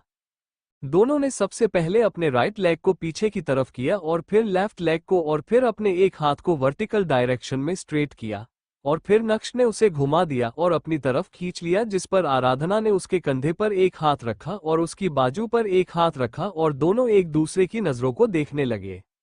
एह नाराजगी कागजी सारी तेरी मेरे सोहनिया सुन ले मेरी दिल दिया गल्ला करांगे नाल नाल बह के अख नाल अखनू मिला के। दिल दिया गल्ला हाय। आराधना और नक्श ने अपने पैरों को ऑपोजिट डायरेक्शन में पीछे की तरफ किया और फिर दूसरे पर को आगे की तरफ किया, जिस पर हल्की सी आराधना पीछे की तरफ बेंड हो गई और नक्श ने अच्छे से उसकी कमर को थामा और उसे 180 डिग्री घुमाया और वापस अपने तरफ किया और उसे अपनी एक उंगली पर घुमाया। करांगे रोज रोज बह के सच्चिया मोहब्बाता निभा के सताए मैनू क्यों दिखाए मैनू क्यों एवे झूठी मुट्ठी रूस के रुसा के। दिल दिया गल्ला हाय। दोनों ने एक प्यारा सा डांस सबके लिए परफॉर्म किया और उसके बाद सब ने तालियां बजा दिया और नक्श आराम से आराधना को लेकर वापस गया। शायरी स्टेज पर वापस आई और बोली, बड़े भैया का तो हो गया, अभी छोटे का बाकी है, तो देखते हैं ये छोटे लेकिन सबसे बड़े खोटे क्या करते हैं। उसके बाद वह तालियां बजाकर पीछे की तरफ हो गई और उन दोनों के लिए एक गाना बजने लगा और वापस लाइट सारी डीम हो गई और स्पॉटलाइट बढ़ने लगी बीच में जहां पर फिदा और पार्थ खड़े थे और फिर गाना बजने लगा MS धोनी का मोस्ट ब्यूटीफुल और रोमांटिक सॉन्ग जब तक तेरी आंच में बूंद बूंद में जल ना लूं, जब तक तेरे साथ में चांद तक मैं चल ना लूं, हाँ मेरे पास तुम रहो जाने की बात ना करो, मेरे साथ तुम रहो जाने की बात ना करो। पार्थ और फिदा ने इस पर बहुत ही अच्छा डांस परफॉर्म करना शुरू कर दिया। पार्थ ने अपने दोनों हाथों को फिदा की कमर पर रखे और उसे ऊपर की तरफ लिफ्ट किया, जिस पर फिदा के हाथ उसके कंधे पर आ गए और वो 360 डिग्री घूम गया और वापस उसे नीचे की तरफ किया और उसके चेहरे पर हाथ रखकर उसके माथे से अपना माथा मिलाया और अच्छे से उसके साथ डांस करने लगा। और यहाँ सौम्या वहां जल भून रही थी वो दोनों का ये रोमांटिक डांस देखकर। जब तक तेरी आंच में बूंद बूंद में जल ना लूं, जब तक तेरे साथ में चांद तक मैं चल ना लूं, हाँ मेरे पास तुम रहो जाने की बात ना करो, मेरे साथ तुम रहो जाने की बात ना करो। दोनों ने दूसरी तरफ ऑपोजिट डायरेक्शन में अपना चेहरा किया और दूसरी तरफ जाने लगे और फिर दोनों ने एक दूसरे की कलाई को थामा और फिर एक दूसरे को वापस देखा और पार्थ ने फिदा को अपनी तरफ खींचा, जिस पर वो बिल्कुल उसकी बाहों में समेट गई और पार्थ ने उसे नीचे की तरफ गिराया और फिर तुरंत अपनी तरफ किया, जिस पर अनचाहे ही उन दोनों के होंठ आपस में टकरा गए। और ये देखकर सौम्या ने अपने हाथ में लिया हुआ जूस गुस्से से टेबल पर रख दिया। तुझ पे सजे खूबसूरत लगे, ऐसा क्या दूं तुझे, ऐसा क्या दूं तुझे, हाथों की ये लकीरें सभी पहना दूं तुझे, पहना दूं तुझे। पार्थ ने उसे ऊपर की तरफ उठाया और उसकी कमर पर हाथ रखा और उसे नीचे की तरफ घुमाया और फिदा ने अपने हाथों को फैला लिया किसी पंछी की तरह और उसके बाद वह अपने आप को थोड़ा सा घूमकर वापस पार्थ के चेहरे के पास आई और उसके माथे को प्यार से चूम लिया। जब तक मेरी आंखें तेरा चेहरा पी ना ले, जब तक तेरी धुन में हम मर ना ले, जी ना ले, हाँ मेरे पास तुम रहो जाने की बात ना करो, मेरे साथ तुम रहो जाने की बात ना करो। आखिर में दोनों डांस करते हुए एक दूसरे के चेहरे के करीब आए और दोनों ने एक दूसरे के चेहरे को पकड़ लिया, जो देखकर हर कोई डिमांड करने लगा किस किस किस और साथ के साथ ताली बजाने लगे। पार्थ ने धीरे से कहा, कर दूं क्या? फिदा ने कहा, मम्मी पापा यही है। पार्थ ने कहा, तो तुम तो मेरी हो। फिदा ने कहा, अजीब लग रहा है। पार्थ ने कहा, जब करूंगा तो नहीं लगेगा। बहुत धीरे से बात हो रही थी उन दोनों के बीच में, इसलिए कोई नहीं सुन रहा था। तभी फिदा की मां ने कहा, क्या हुआ बेटा, क्या सोच रही है, मना कर रही है क्या? फिदा ने अपनी मां को देखा और हाँ मैं अपना सर हिलाया, तो उसने गहरी सांस ली और कहा, पार्थ कर दो। फिदा की आंखें बड़ी हो गई, वह हैरानी से अपनी मां को देखने लगी। तभी पार्थ ने उसका चेहरा अपनी तरफ किया और फिर उसकी चेहरे की तरफ झुकने लगा और उसके होठों को अपने होठों में लेकर बंद कर दिया और उसे सबके सामने किस किया।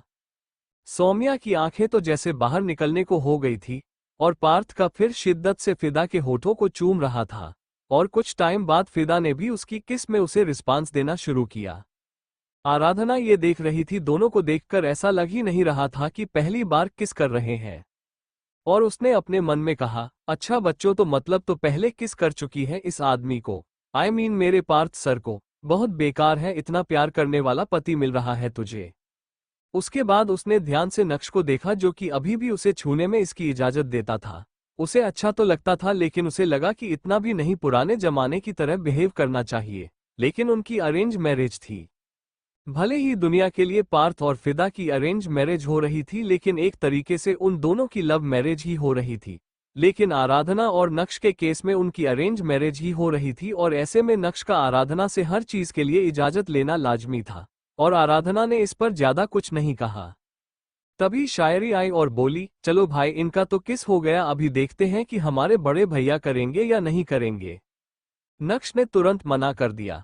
तभी रूबी जी ने कहा, जब छोटा भाई इतना आगे है तू तो कर दे। नक्श ने अपना करनामे हिला दिया। तभी आराधना ने उसके हाथ पर अपना हाथ रखा और इशारे से कहा कि वो कर सकता है। नक्श से खड़ा किया और स्टेज पर ही रहा और फिर उसके चेहरे को पकड़ा लेकिन वो उसके होठों की तरफ बढ़ नहीं रहा था। उसने उसके माथे को प्यार से चूम लिया, जिस पर आराधना को गुस्सा आया लेकिन उसने ज्यादा कुछ नहीं कहा। उसने मन में कहा, क्या भगवान जी इतना उन रोमांटिक हस्बैंड दे रहे हो आप मुझे, पता नहीं सुहागरात के वक्त क्या होगा। कभी किया ना, कहीं ये ना कहे आ जाओ बहन सो जाते हैं। तभी वो अपने मन में बोली, तौबा तौबा तौबा, बहन क्यों बोलेगा, पत्नी हूं मैं इसकी, यह बोलेगा आओ बीवी जी सो जाते हैं। मुझे यह नहीं करना, मुझे अपनी सुहागरात बहुत अच्छे से सेलिब्रेट करनी है। भगवान जी कुछ अच्छे से दिमाग डाल दो मेरे होने वाले पति के अंदर। थोड़ी देर में कैटरिंग शुरू हो चुका था और सब खाने लगे थे। शाम का वक्त धीरे धीरे ढलने लगा था और रात आसमान में चढ़ने लगी थी। और तभी एक वेटर फिदा के पास आया और उसने एक ड्रिंक उठा ली। तभी पार्थ ने देखा और अपने सर पर हाथ रखते हुए बोला, ओह गॉड, फिर से कहीं यह तमाशा ना कर दे। इसलिए वो उसकी तरफ बढ़ गया था लेकिन फिदा ने उसे पी लिया और उसके कदम वहीं रुक गए क्योंकि फिदा पूरी ड्रिंक पी चुकी थी। पार्थ ने कहा, ये फिर तमाशा करेगी उसे दिन की तरह, इसीलिए उसने अपने कदम वापस फिदा की तरफ बढ़ा दी और उसे पकड़ते हुए बोला, फिदा मेरे साथ चलो। फिदा ने पूछा, कहाँ? पार्थ ने कहा, चलो तो। उसके बाद वो से लेकर दूसरी तरफ जाने लगा और उसने नक्श को बता दिया कि फिदा ने ड्रिंक कर लिया है तो वह संभालने के लिए जा रहा है। अगर कोई पूछे तो बता देना कि पार्थ फिदा को अपने साथ कहीं लेकर गया है, शायद रात भर वो उसे अपने पास ही रखेगा। नक्श ने कहा कि वो संभाल लेगा। उस मैरिज हॉल के ठीक ऊपर एक बड़ा सा होटल था जो कि काफी लग्जरियस था और इसी में पार्थ ने अर्जेंटली एक रूम बुक कर लिया। बाकी ऐसा कोई था नहीं कि वो रूम बुक करके मजे करेगी, लेकिन पार्थ जानता था ना वो उसे उसके घर भेज सकता है, नहीं खुद के घर लेकर जा सकता है क्योंकि तमाशा कोई नहीं देखेगा। और अगर रूबी जी ने देख लिया कि फिदा ने ड्रिंक किया है तो वह पक्का शादी तोड़ देंगे क्योंकि उन्हें ड्रिंक करने वालों से नफरत थी और इसीलिए उनके दोनों बेटे भी कभी ड्रिंक नहीं करते थे। पार्थ फिदा को लेकर कमरे में आया और दरवाजा अंदर से बंद किया और फिदा को नशा चढ़ चुका था। पार्थ दरवाजा बंद कर रहा था तभी उसे ऐसा लगा कि किसी ने उसे पकड़ा है। फिदा ने पकड़ा हुआ था उसे पीछे से। उसने कहा, आप कहाँ जा रहे हो? पार्थ ने कहा, कहीं नहीं जाना, चलो सो जाओ। फिदा उसके सामने आई और उसका चेहरा पकड़ते हुए बोले, आज हमारी शादी है। पार्थ ने कहा, किसने कहा? फिदा ने कहा, ये देखो मैंने लहंगा पहना हुआ है, आपको दिख नहीं रहा, देखो। उसके बाद वो गोल गोल घूमकर उसे दिखाने लगी और खुश होते हुए ताली बजाने लगी और पूरी हाय में कितनी खूबसूरत लग रही थी और मैं कितना ज्यादा ग्लो कर रही हूँ, मतलब हमारी शादी हो गई, अब हमारी सुहागरात है। उसके बाद वो पार्थ को देखने लगी और पार्थ का गला सूखने लगा क्योंकि वो जिस तरीके से घूम रही थी वो काफी खूबसूरत लग रही थी और पार्थ को अट्रैक्ट कर रही थी। वो आईने के पास आई और खुद के बालों को खुद के चेहरे को हटाते हुए बोली, मैं सच में ज्यादा ग्लो कर रही हूँ, मतलब मेरी शादी हो गई। पार्थ ने कहा, ऐसा तुमसे किसने कहा कि शादी के बाद ग्लो आ जाता है? फिदा ने कहा, अरे कहते हैं कि शादी के बाद लड़कियां ग्लो करती हैं अपने पति के साथ रहने के बाद, मतलब मैं भी करूंगी और मैं कर रही हूँ। मुझे और करना है, मुझे और ब्यूटीफुल बनना और मुझे आराधना ने कहा था, जब वाइफ और हस्बैंड पूरी तरीके से एक हो जाते हैं ना तब लड़कियों और भी ज्यादा ग्लो करती है, बहुत ज्यादा सुंदर हो जाती है। मुझे और भी ज्यादा सुंदर बनना है, चलो एक होते हैं। उसके बाद वो पार्थ की तरफ बढ़ने लगी।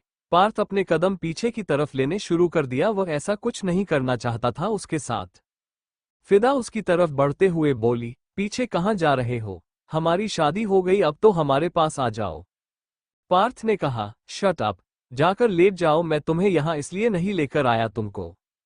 वो तो शुक्र था कि दोनों खाना खा चुके थे और उनको घर ही जाना था सोने के लिए, लेकिन शायद वो यहाँ एक साथ रहने वाले थे। फिदा ने कहा, मेरे पास आओ। पार्थ ने कहा, बिल्कुल भी नहीं, चलो सो जाओ।